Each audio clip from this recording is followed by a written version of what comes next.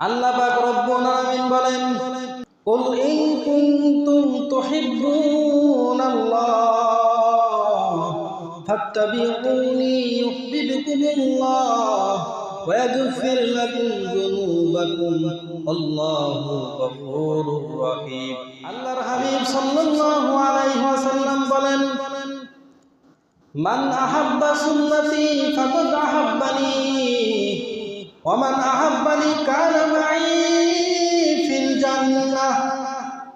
আল্লাহর হাবিব বলেন, মান আহাব্বা সুন্নতি, আমার উম্মতদের ভিতরে যারা আমি নবীর সুন্নতকে যারা ভালোবাসবে, আমার নবীর সুন্নতকে যারা মহব্বত করবে, আমি নবীর সুন্নতকে যারা পছন্দ করবে, আমি নবীর সুন্নত অনুযায়ী যারা জীবনকে চালানোর চেষ্টা করবে, যারা চলবে, যারা আবার সুন্নতকে যারা ভালোবাসবে, তার পুরস্কার হলো কানা মাই ফিল জান্নাহ, ওই উম্মত জান্নাতের ভিতরে আমি নবীর সাথেই থাকবে।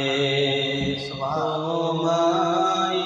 পাবার আশায় মন ছুটে যায় মদিনায়, তোমায় পাবার আশায় মন ছুটে যায় মদিনায়, হে আশিকে দিদার দাও না, আর দূরে থাকিও না, হে রাসূল তোমায় ভালোবাসি, অন্তরে শুধুই মুখে নয়, জান্নাতের আশায় নয়, হে রাসূল জাহান্নাম কেউ ডরি না। আল্লাহর হাবিব সাল্লাল্লাহু আলাইহি ওয়াসাল্লাম বলেন, মান সাল্লা আলাইয়া ওয়াহিদান সাল্লাল্লাহু আলাইহি আশারা। আল্লাহর হাবিব সাল্লাল্লাহু আলাইহি ওয়াসাল্লাম বলেন, মান সাল্লা আলাইয়া ওয়াহিদান, আমার উম্মতদের ভিতরে কেউ যদি আমি নবীর পরে একবার দরুদ পড়ে, কয়বার? একবার দরুদ পড়ে, সাল্লাল্লাহু আলাইহি আশারা, আল্লাহ পাক রব্বুল আলামিন একবার দরুদ পড়ার বিনিময়ে আল্লাহ তাআলা ওই বান্দাকে 10টা রহমত নাজিল করেন। সুবহানাল্লাহ। এক নম্বর। 2 নম্বর ফজিলত হলো, যে ব্যক্তি একবার রাসূলের উপরে দরুদ পড়বে, 2 নম্বর ফজিলত হলো আল্লাহ পাক রব্বুল আলামিন তার 10টি গুনাহ আল্লাহ তাআলা maaf করে দিবেন। সুবহানাল্লাহ। 3 নম্বর ফজিলত হলো, যে ব্যক্তি রাসূলুল্লাহ সাল্লাল্লাহু আলাইহি ওয়াসাল্লামের উপরে একবার দরুদ পড়বে, আল্লাহ পাক রব্বুল আলামিন ওই বান্দার জন্য 10টা মর্যাদা আল্লাহ তাআলা বাড়িয়ে দিবেন। সুবহানাল্লাহ। তাহলে নবীজি সাল্লাল্লাহু আলাইহি ওয়াসাল্লামের উপরে দরুদ শরীফ পড়া, একবার পড়লে 10টা গুনাহ মাফ, 10টা রহমত নাযিল হবে, আর 10টা মর্যাদা বৃদ্ধি করে দেবেন কে? আল্লাহ বাড়িয়ে দেবেন। আল্লাহ পাক রব্বুল আলামিন বলেন, কুল ইন কুনতুম তুহিব্বুনাল্লাহ ফাত্তাবিউনি ইউহিব্বুকুমুল্লাহ ওয়া ইয়াগফির লাকুম যুনুবাকুম আল্লাহু গফুরুর রহিম।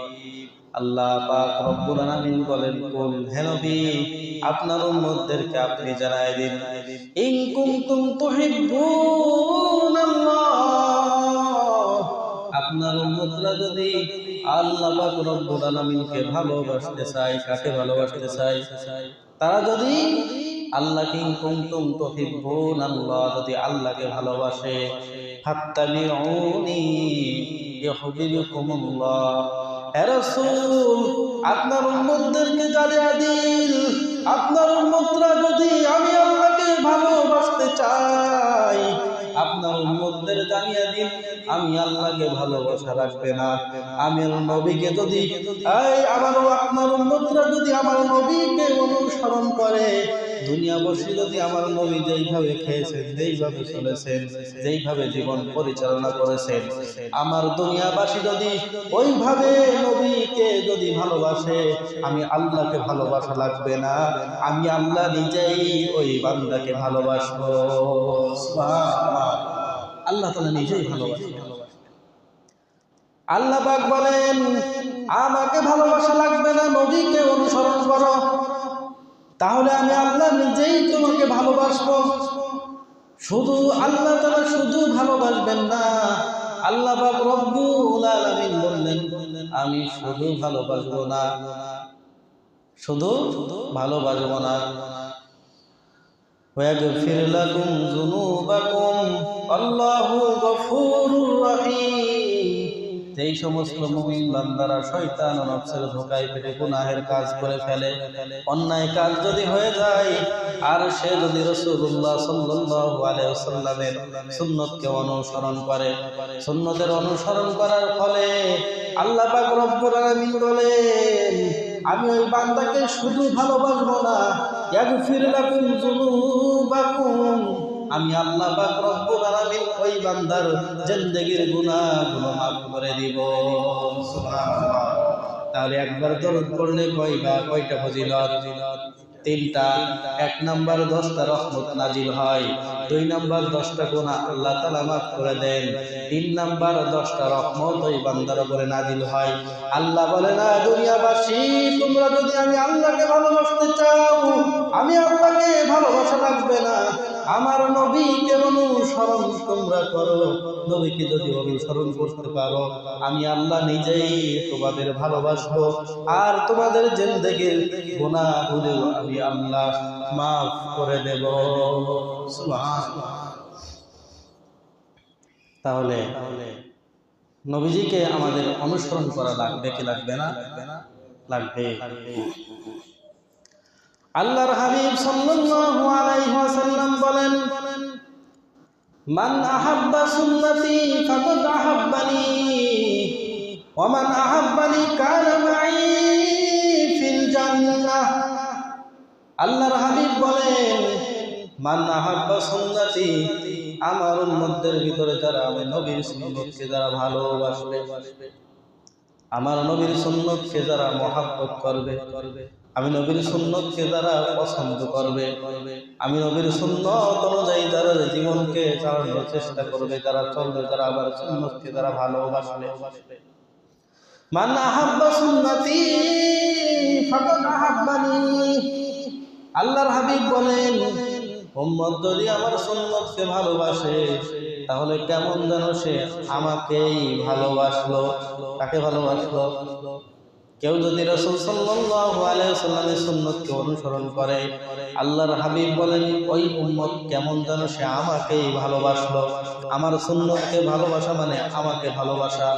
আল্লাহর হাবিব তার পুরস্কার ঘোষণা দিয়ে বলেন, মান আহাব্বানি ওয়া মান আহাব্বানি, আর যে আমাকে ভালোবাসবে শুনে রেখে দাও, তার পুরস্কার হলো কানা মাই ফিল জান্নাহ, ওই উম্মত জান্নাতের ভিতরে আমি নবীর সাথেই থাকবে।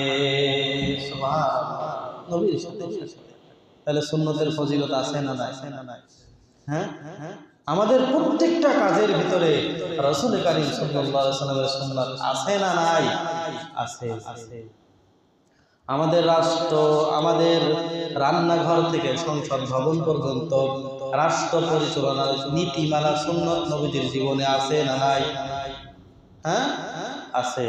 কোন ক্ষেত্র আপনি দেখাতে পারবেন না যেই ক্ষেত্রের ভিতরে, যেই কাজের ভিতরে রাসূল সাল্লাল্লাহু আলাইহি ওয়াসাল্লামের সুন্নত, রীতিনীতি, ইসলামিক কোন গাইডলাইন সেখানে নেই, এরকম কোন রীতিনীতি আপনি সেখানে পাবেন না। এজন্য আমাদের সম্পূর্ণরূপে রান্নাঘর থেকে একদম সংসদ ভবন, রাষ্ট্র পর্যন্ত সবকিছু পরিচালনা হতে হবে কার অনুসারে? আল্লাহ যেভাবে কোরআন নাযিল করেছেন নবীজি যেই সুন্নাহ যেই নিয়ম পন্থা রেখে গিয়েছেন ওইগুলোকে যদি আমরা অনুসরণ করি তাহলে নবীজিকে আমাদের ভালোবাসা হবে। আর আমরা নবীজিকে ভালোবাসলে আল্লাহর ওয়াদা, আমি আল্লাহ নিজেই তোমাদের ভালোবাসবো, জিন্দেগীর গুনাহ মাফ করে